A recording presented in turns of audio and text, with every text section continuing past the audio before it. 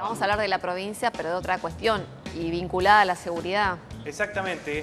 Como todos los años, se conocieron en los últimos días los datos más fehacientes y creíbles y los únicos que existen sobre estadística de delito en la provincia de Buenos Aires. Por lo tanto, por supuesto, la expectativa que se genera en torno de esta información es importante. Estamos hablando de la estadística que realiza la Procuración General de la Corte a cargo de María del Carmen Falvo y su Dirección General de Estadística, justamente, y que revela ni más ni menos que el total y desgranado de todos los delitos, todas las causas que se inician por delitos penales en la provincia de Buenos Aires. Ustedes dirán, bueno, eso es mucho, es poco, sí, es muchísimo. La importancia que tiene esto es que es el único elemento como para medir realmente la inseguridad y que además, por otro lado, a nivel nacional no se da. En la capital federal se conoce, pero mucho tiempo después. Acá estamos hablando de los datos que se terminaron de procesar y que son y corresponden al año 2014. Pregunta primera, y ya entramos de lleno, le damos la participación al doctor Romero, que ha tenido la gentileza de venir a acompañarnos para analizar un poco esto, porque ustedes, como se darán cuenta, estamos hablando de un gran volumen de datos y de información que no es fácil procesar. Estamos hablando de más de 700.000 delitos, más de 700.000 denuncias que se realizan durante todo el año en los fueros penal juvenil y en los fueros penal común, digamos que es el de mayores.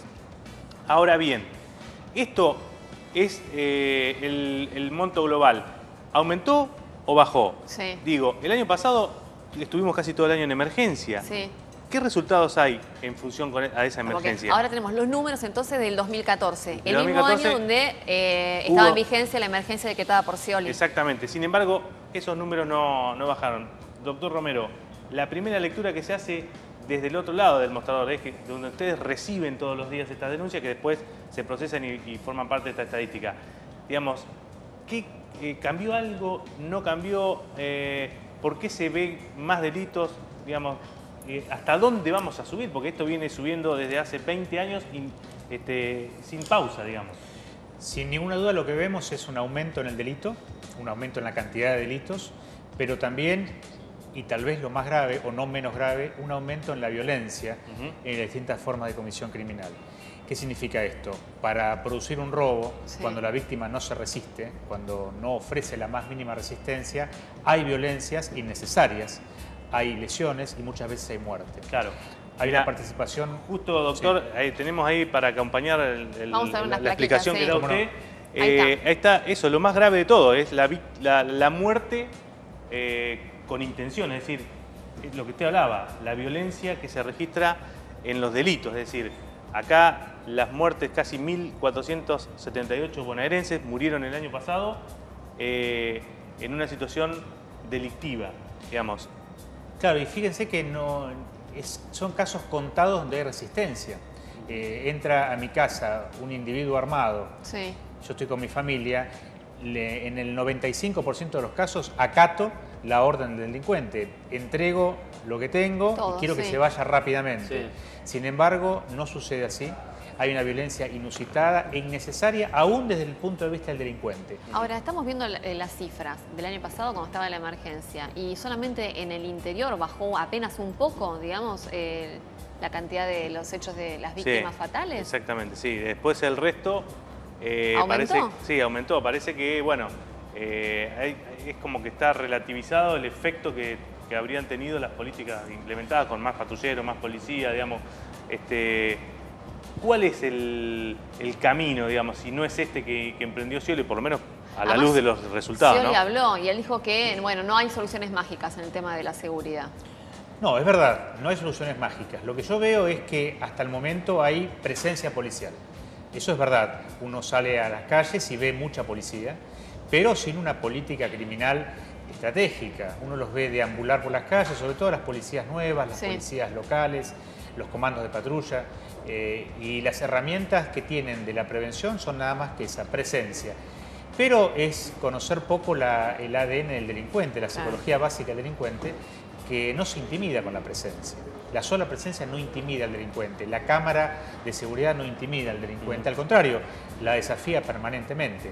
La presencia policial puede intimidar al honesto, al no delincuente, pero no al que delinque. Justamente el que delinque está de la vereda de enfrente y quiere enfrentar no solamente a la policía, sino al sistema penal. También hay que ver de qué manera se llevaron adelante cada uno de los ítems que disponía la emergencia y seguridad. Digo, quizás sí se llevaron a cabo, por ejemplo, las policías locales, entre otras cosas, pero otros puntos, como por ejemplo el de las motos, que es el casco de la con motochorro, las patentes, el intento para evitar digamos, motochorro. eso claro. no se llevó nunca, por lo menos en su totalidad. Entonces hay que ver también la manera en que se llevó a cabo esa emergencia de seguridad durante un año, ¿no? Claro, dentro del marketing político la presencia policial, la imagen, los patrulleros de colores, policías de múltiples uniformes, con también de diversidad de colores, está, pero todo lo demás creo que está faltando. Pero quería decir, con respecto a la pregunta anterior, que advertimos una mayor presencia de armas de fuego de alto calibre, sobre todo 9 milímetros, Sí. muchas de ellas robadas a la policía, presencia de gente muy joven, apenas cumplida la mayoría de edad, 18, 19, 20, 23 años como máximo, ya el de 25 es, entre comillas, viejo, y también presencia de menores de edad. Y una incidencia directísima de las drogas. Sí. Claro. Por lo general, los chicos, yo digo chicos que son muy jóvenes, son los muchachos, producen estos hechos bajo los efectos de estupefacientes. Fundamentalmente pastillas psicotrópicas en combinación con alcohol. Y al día siguiente, cuando vienen a la fiscalía, a las 24 horas de ser aprendidos, uno los ve realmente en un estado lamentable. Muchas veces ni recuerdan lo que hicieron e hicieron desastres. Por eso minimizar el tema de las drogas también es peligroso. Las drogas tienen una incidencia directísima en esta escalada de violencia y en esta escalada de delitos. Claro, pareciera que lo que decía Juan recién del tema de aplicar algunas medidas que son efectistas, pero no efectivas, porque digo, para poder combatir una organización como la que vinculada con el narcotráfico, no podés pretender que lo haga un joven que está 6 meses preparándose en una academia y sale a la calle y ya está tratando de evitar delitos. Digamos, claramente parece que faltan todavía cuestiones más profundas para resolver en materia de lo que es la seguridad, sobre todo desde el punto de vista de lo que es la fuerza de seguridad. Claro, porque la prevención justamente no es solamente presencia policial, la prevención es adelantarse al accionar delincuencial. Si tenemos un puesto policial fijo, acá a pocas cuadras de este estudio, en la calle 532, 17 y 18, Sí. hace 6 meses que está en el mismo lugar en la estación de servicio. Si yo soy delincuente, no tengo que ser un especialista en delito para darme cuenta de que tengo que ir o por la calle 33 o por la calle 531 y eludir el control. Si ponemos a chicos y chicas recién graduados, dicho esto con todo respeto, porque todos fuimos jóvenes y todos fuimos inexpertos alguna vez, caminando de A5 y dándole la espalda a la acera, es decir, son blancos móviles, encima con esos uniformes multicolores que les pusieron. Sí. Es decir, una estrategia mínima para adelantarnos al accionar delincuencial. Una inteligencia criminal, no la inteligencia que conocemos, que es el espionaje de peluquería, para saber qué piensan ustedes, qué piensan los políticos o qué piensa el estudiante. No, una inteligencia criminal para adelantarnos al accionar criminal. ¿Cómo puede ser que un vecino, una vecina, sepa dónde se vende droga, dónde se vende armas, dónde son los aguantaderos y que la fuerza policial nos sistematice esta información? Ahora, si las cosas se hicieron mal, digamos, por los números que vimos, digamos, también no salieron durante Claro, el año pasado, ¿por qué desde la oposición, incluso desde el Frente Renovador, están pidiendo que se prorrogue la emergencia en seguridad?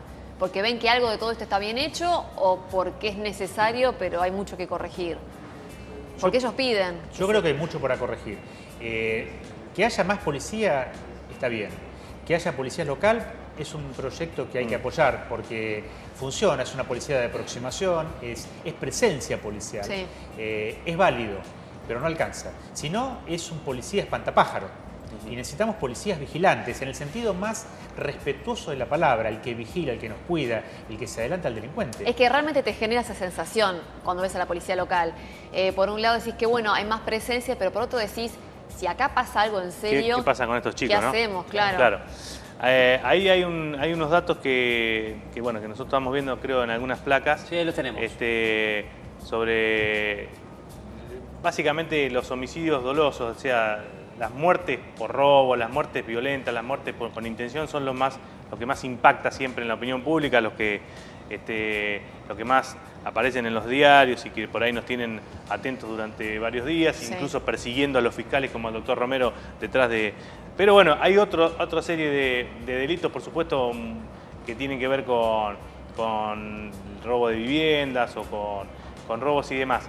Ahora, la lectura que hace el gobierno de esto Sí. es que, digamos, cuando estos datos comenzaron a aparecer el año pasado, fue que Scioli decreta la emergencia. Es decir, al tercer mes del año 2014, Sí. Scioli dice, bueno, hasta acá llegamos, y que a partir de ahí la tendencia, porque esto no se ve, esto es anual, no, Sí. se ve, no se está viendo mes por mes, y empiezan, digamos, que la tendencia de Ah. cada uno de estos ítems, de cada una de estas categorías de delitos, si uno lo ve trimestre contra trimestre, en el primer trimestre es muy alto, en el segundo empieza a descender, Sí. en el tercero, y da un total que es más amplio incluso que el año pasado, pero que la tendencia es a la baja.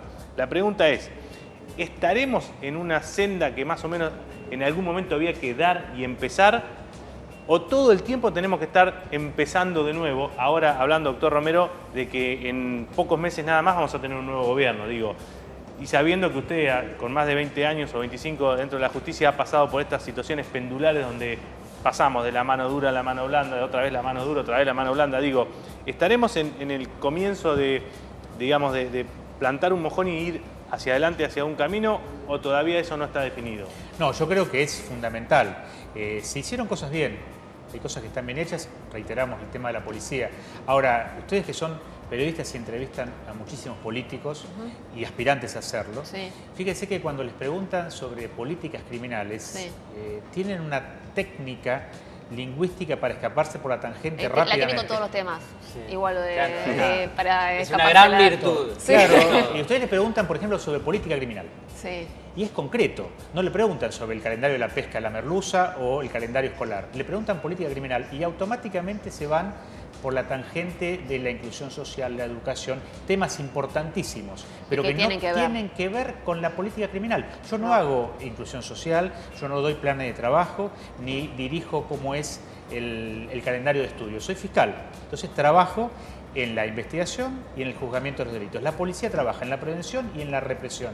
La policía y el ministro de Seguridad no trabajan en la inclusión social. No, claro. Pero el político- gobierno en general debería trabajar en el gobierno general y cada área. Claro. Pero cuando ustedes le preguntan al político y al aspirante a hacerlo, es como que quiere quedar bien con Dios y con el diablo. Un poco lo que hablabas sobre ese pendulismo, ¿no? Entonces, cuando hablamos de política criminal, hablamos de delincuente, de crimen, de cárcel, de castigo, palabras prohibidas. Entonces, Claro, decir, no por son ejemplo, políticamente correctas. No, para decir menor delincuente, ¿qué decimos? Niño en conflicto con la ley penal. Ustedes fíjense que hasta han cambiado el lenguaje. Sí. Hay palabras que están prohibidas. Y tenemos que hablar de delito, tenemos que hablar de delincuente, tenemos que hablar de cárcel. Y no es estigmatizante decir menor delincuente. No, es una categoría. Es como decir trabajador, o no trabajador, o vago. El que no trabaja es vago, y bueno, le gusta ser vago. Y el que es delincuente y tiene menos de 18 años es un menor delincuente, porque elige o fue empujado a cometer delitos. Yo creo que, y visto desde adentro de la justicia, Sí. la principal reforma no tiene que darse en la policía, en las cámaras, en los patrulleros y todo lo que se ve, sino en el último eslabón, que es en la cárcel. Hay que empezar por reformar la cárcel, porque hoy en día ingresa un joven delincuente, o un joven que cometió delito, o un joven en conflicto con la ley penal, para utilizar el lenguaje de O moda. presunto también. Porque, presunto. Porque también hay muchos que ingresan y que no que tienen condena. Son inocentes hasta que se pruebe lo contrario. Ingresa imputado de robo y por todas las cosas que sufre desde la primera noche en prisión, sale el triple de peor. Sale Claro. homicida, violador y mejor ladrón del que entró.